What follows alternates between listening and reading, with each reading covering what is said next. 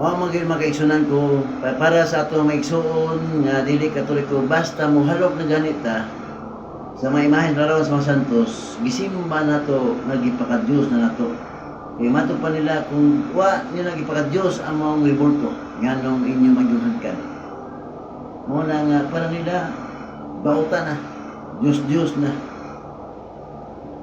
Mao man pila ka beses na kong ibalik-balik din nga mismo gani si former President Rodrigo Duterte nga dihang kuhag balik ang kampana sa taas nga panahon dito sa US Amerika o nadala din sa Pilipinas iyang gihagkan ang kampana.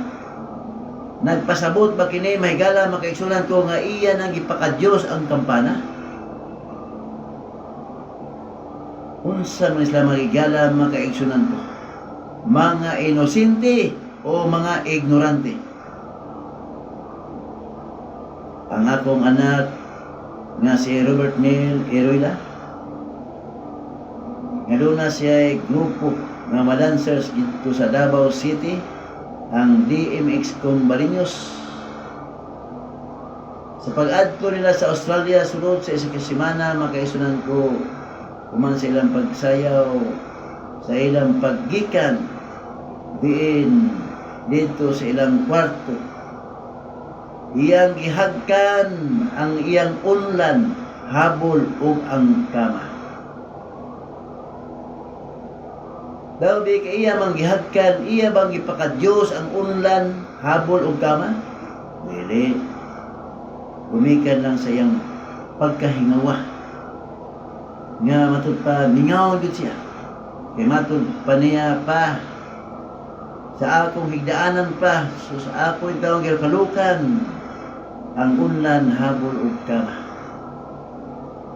Kay matud pa di man ko taga dinhi muuli na ko ug lahi na pud ang muhigda o muunlan ining kwarto.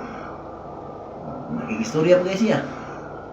Nga kay nakigistorya siya sa habol unlan ug kama ipakadyos nga ba niya makaisunan ko?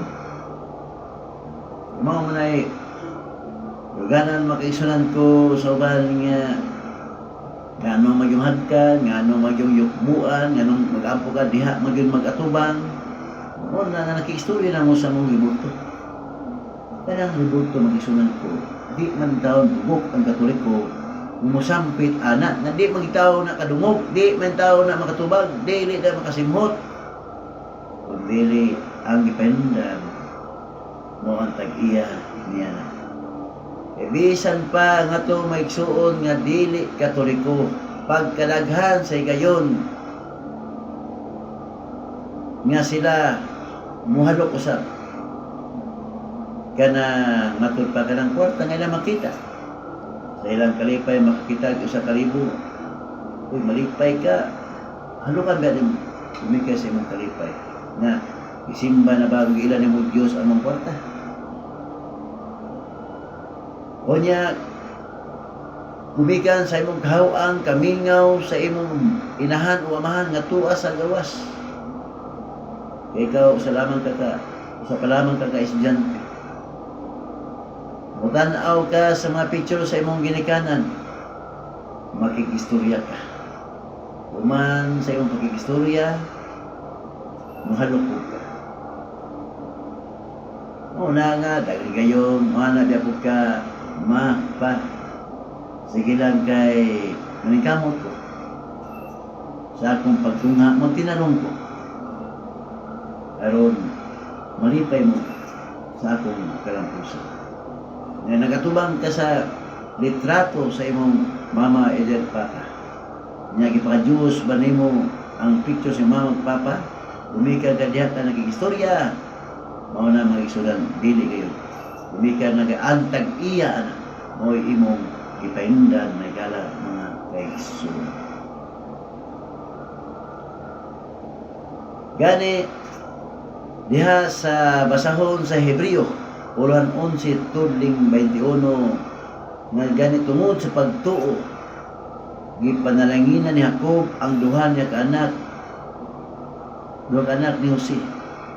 So wala pa siya mamatay, miyukbo siya sa iyang sungkod o misimba siya. Nasungkod gani, miyukbo siya. Kung ato ning nagtawag makaigsunan kung saan magtawag ng sungkod, kahoy mo gina. Sungkod nga, misaringsing pa yun. Nga, miyukbo siya. Kaya nga ito man, ang ipinundan sa maong sungkod, maong atong Ginoong Kristo. Nga din, sa taas usab nga panahon sa iyang pagkapangulo, kung nasama usab, na misimba siya sa sungkod. Dili yung pagyukbo, nagipakadiyos na na. Gani diha sa Genesis 1:47 tudling 31. Og siya mingon, manumpa ka kanako. Og siya nanumpa kaniya.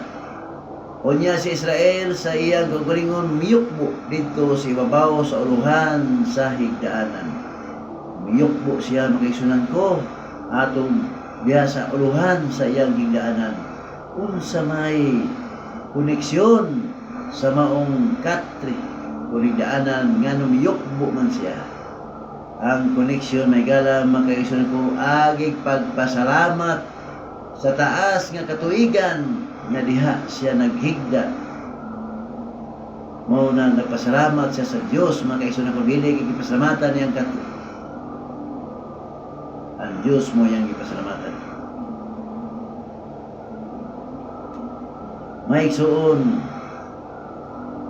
muna nga dili dawtan kung sa itong pag-ampo, nakubantang imaheng larawan, uban pa, diabas bumbong, walay dawtan. Kaya gani si Isaias, uluhan 38, tulim 1 nga sa 2, miyatubang si Ezekias sa bumbong kung nag-ampo sa Ginoo. Daghang pamagi makaisunan ko nga mga butang nga giyukbuan. O dili lang yukbo, hapa pa yun.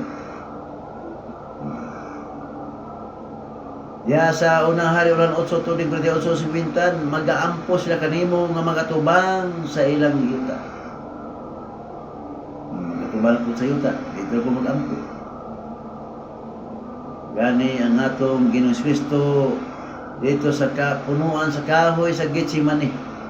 Nag-ampo siya, nagatubang sa kahoy sa Getsemani. Niya kay dito man sa nagatubang, ipakadiyos ba niya ang kahoy nga Getsemani? Wala na kayo sunod. Wala nga gisinayop lamang sa atong mga igsuon, kadaghanan nga dili katoliko. Bahin ining pagyukbo, paghalok sa may imahen larawan sa mga santos.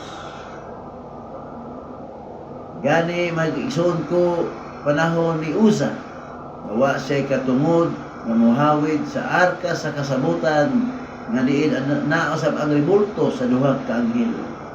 Sa iyang paghikap makaigsoon ko diha namatay siya, nakabsan siya sa iyang kinabuhi.